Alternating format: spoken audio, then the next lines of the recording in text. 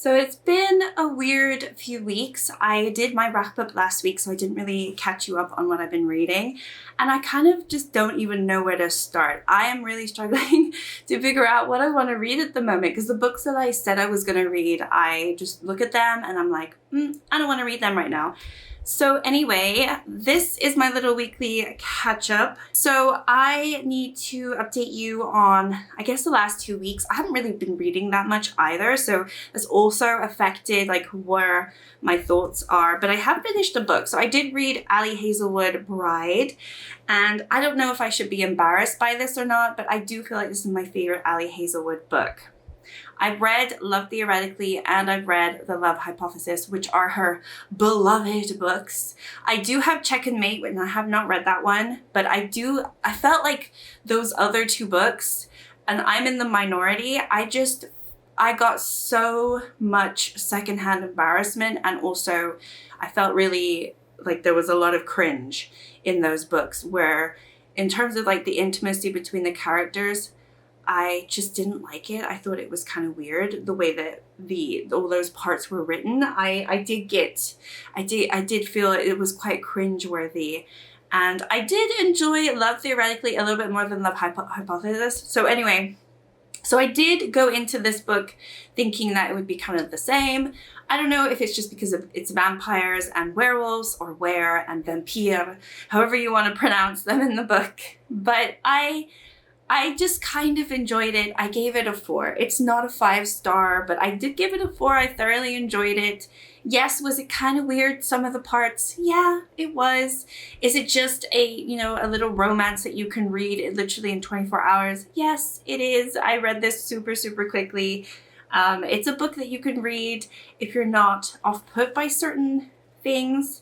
But it's really not as bad as everybody was putting out to be. Like, I feel like a lot of people were talking about this one sort of thing that happens with werewolves when they get intimate with a partner. There's one thing that happens, and I think like that's the thing that's creeped people out.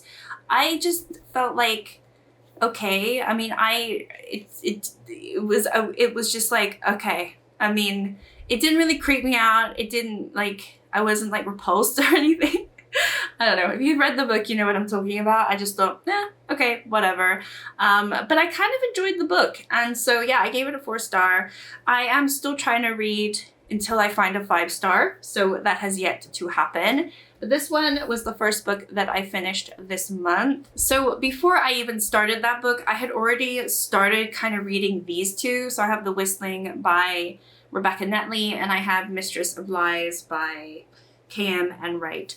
So let's talk about this one. I don't really know much about The Whistling, but this one I initially read like the first chapter and I didn't think I was going to enjoy it. I went back into it and I was able to keep reading, and I've actually read 140 pages. But I think ultimately it's just not for me, this book. I don't know what it is. I'm finding myself get quite bored, and I read like 10 pages and that's like, yeah, okay, whatever. I don't have any investment in the story, any investment in the characters. I know that there's going to be a romance. I think there's also a throuple in this. I think there is a little bit of a throuple situation going on. It's not like I have nothing against any of that in itself. I just have found it really kind of boring. And even though I think it's about vampires, but they're called blood workers, and I don't quite get the world. I honestly don't. And maybe it's just gone like above my head, but I don't see how it works. And then there's this guy called Sam who is not a blood worker, but he has a very special blood because he's in a line of like his lineage is part of this family that basically were cursed, but they have like this power to basically manipulate people with their words and stuff. Like he can basically mind control. That's what I'm gathering. And then you have the girl who I can't remember the name, but she is obviously gorgeous, blah, blah, blah. Like I get a sense of her being very attractive, but I still don't really get her. I don't really understand her. I have no interest in, oh, her name is Sean. I think her name is Sean. Yeah, Sean. She is a blood worker, and I just find her very dull. So I do find Sam a little bit more interesting. He seems like a real person. And I did read the author's note, and it says that this book started off with Sam's story and then Sean like took over. And I think it would have been better, I haven't read the whole book, but I think it would have been better to just have it as Sam's story. Maybe Sean could be a side character, because I don't really like Sean. However, I am DNFing this, unfortunately, because I have to say, this is the most beautiful book that I have in my collection. I didn't realize until I took the dust jacket off, but just looking at this book, I would love to keep this on my shelves, but I'm not going to. I'm not keeping this book. I just don't like it. I mean, I'm not the type of person that's going to keep a book just for the looks.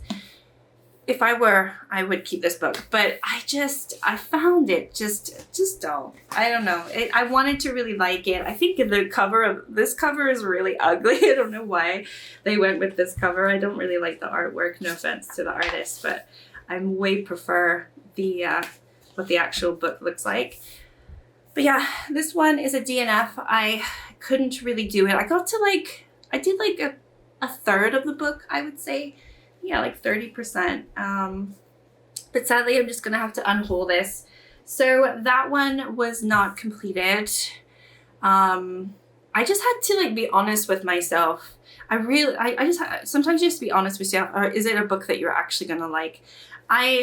I'm a little bit worried that I'm not going to like this one, because I also read the first couple chapters. Actually, I read the prologue of this book, and then I don't even think I finished the first chapter. I stopped midway through because I had to go do something, and I have not picked it back up. It's over 700 pages long.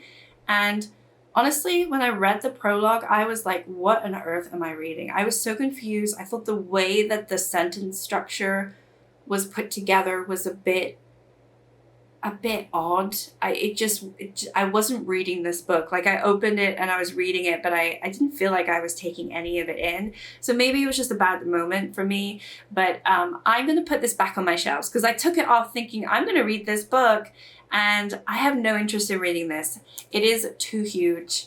I've seen a lot of people say they love this book, but I think just for me, if I continue trying to read this book, it's going to put me in a reading slump. I just know where my headspace is at right now.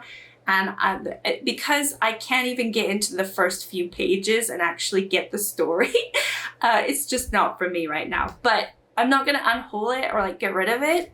It's like a soft DNF, even though I've only read a couple of pages. So I'm going to put it back on my shelves, because it's just tried to start reading it, and then I was like, oh, no, I can't read that. So anyway, back to this one. I am on page 85. Not much has really happened in this story, but it's kind of the same things are happening as when I first started, which was, I feel like, a month ago now. This woman gets called in to be a nanny for this girl who has lost her brother, and also doesn't seem to have parents, but she lives with her aunt. And it's based in Scotland. Yeah, Scottish island, and it's very eerie. It's got a lot of atmosphere to it. I'm actually enjoying it. It's spooky. It's set in the 19th century. So I'm really thoroughly enjoying it, but I'm also not reading a lot of it. I read a chapter and then I put it down. So I'm not binging it at all. And I think even though I'm enjoying it, it's not the type of book that I want to read right now. So I think I'm going into a reading slump. I think that's ultimately what's going on. I'm noticing my triggers, or the symptoms of a reading slump, and I think that's happening. So I think I need to read something completely different. So I did end up actually picking up an Audible book. So I listened to The Madman's Hotel by Neil Breslin yesterday. It's only 4 hours long. So that's why I think it's probably maybe 100 pages, maybe less. I don't even think it's written. I think it's just something that was produced for Audible, because the way that you listen to it, there's no way that it could be an actual book. So I actually think I just listened to this thinking that it was a book, but it really wasn't a book. The way it sounded was it was more like a documentary, and you could imagine yourself watching it as opposed to reading it. So I'm pretty sure this is not a book, but I'm going to talk about it anyway. It was interesting. I was very depressed at the end of it, though. I have to say, I thought it was very interesting. I thought there were moments where it was quite moving as well. It's basically about an asylum in Ireland that this guy who apparently is famous. I don't know who he is, but he was a rugby player, then he was a musician, and now he's, I don't know, he helps with mental health and stuff, and he's just a well-known person that I don't know. So he created this, I guess, for Audible, and it's about asylum that he grew up living near in Ireland. I can't remember exactly where in Ireland, and it's pretty well known and notorious for obviously being horrible. He kind of stumbled upon this story of a woman who got sent there by her husband and was there for like the rest of her life, from when she was 30 all the way up until she died, and just like how they were treated, and it ends up following her great grandchildren and their fight to try to get remains, because she was buried on the land there. But then when they wanted to go and pay respects, all of the grave plaques had been removed, and they didn't know where anyone was buried. And there's just like this whole sort of back and forth thing of these legal cases that they've been going back for like over 10 years, trying to get access to records, and then the asylum not handing over their records and stuff. The asylum is no longer functional, it's closed down, but whoever like owns the records, I can't remember the name of the organization, they're not allowed to give access to just random strangers, even though they're not random strangers, they're family. So the whole thing really was kind of about that and that story. And I think it went on a little too long. I mean, I'm just thinking it was like 4 hours long, but I feel like it didn't have enough of the asylum in terms of like other stories and stuff. It really just followed that one story and that one family. But I did find it moving. I gave it a 3-star. But again, I don't think it's a book, but it is, I don't know. It was on Goodreads, so I put it on my Goodreads, but yeah, whatever. Anyway, listened to that yesterday. In one sitting. I was working yesterday and listened to it pretty much the whole day.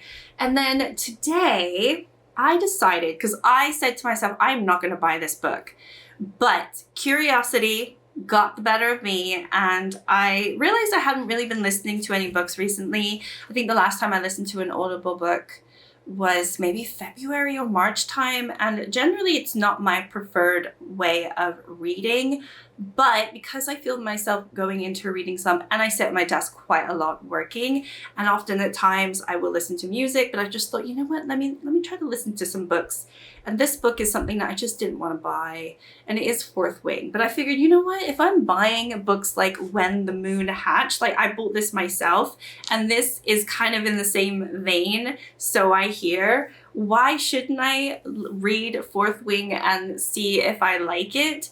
So there's one Audible that you can listen to on Audible. There's one type that you can listen to, which is like the standard narration, and then there's the fancy version that you can listen to, which is in 2 parts. So I've started the first part of the fancy version because I want to hear all the jazz and the glitz and everything, and I've listened to about 2 hours of a 7-hour clip, and then the second part is 9 hours. So I think I'm only listened to like 10% of the book so far, something like that.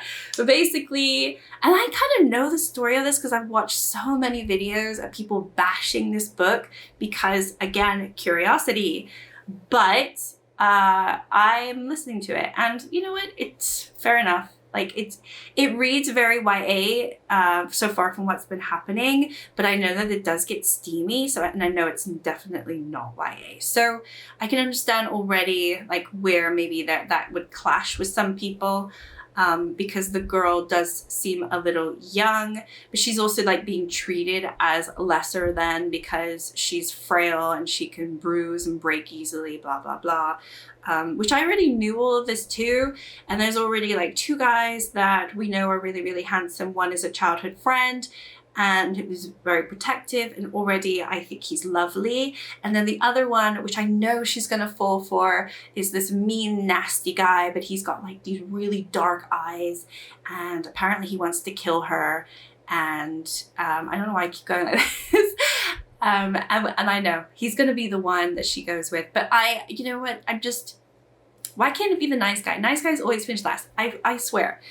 These girls need to go with the nice guys because they are the ones that are going to make you happy. You need to fall in love with your best friend, not the guy who's the most attractive in the room. I'm sorry. You have to go with your best friend. I'm just telling you from experience, go with your best friend. Anyway, so I'm at the point where she's past the first trial of getting through that little, I don't know, walkway. And then she's past that. She's met up with her old friend, and she's done a few classes in school now, and she's trying to avoid the dark guy because she thinks that, I'm saying he's dark, I'm assuming he's got dark, I think he's got dark hair, but he's definitely got dark eyes. That's how I know who he is. Neil's got lovely brown eyes, so anyway, whatever. And she's trying to avoid him, but I just know he's going to be the one. I knew that there was a triangle, and I do think that she ends up with this guy. Maybe he will sway me, but whatever. Anyway, it's easy to listen to this while I'm working. I don't have to concentrate too much to listen to it, so I don't feel so bad. So anyway, that's kind of like what's been going on this week, or these last couple of weeks, because I didn't do an update last week. So yeah, I am doing a vlog. I don't know when I'm going to post it because obviously I want to find a 5-star, but I am like dipping slowly into a reading slump. So if you can offer me any advice as to what I should do to not go in a reading slump, let me know. I do kind of still want to read this book because it is like cold, and I don't know, it's easy reading too. It's not too bad, and it's kind of spooky. I imagine it's going to be a little spooky. I don't think it's a horror, but it's more like a spooky mystery book. So I know I was going to read Ninth House too. I said that in my last weekly reading video, but I have not even picked this up. So I don't know if it's for me, that one. That also looks like a big book. Maybe I should just stick to romances, like cute little romances. Just that I know that they're not going to be 5 stars for me. So anyway, I'm rambling. I think that's all that I have to say for this week. Thank you so much if you tuned in, and I'll see you next time. Bye.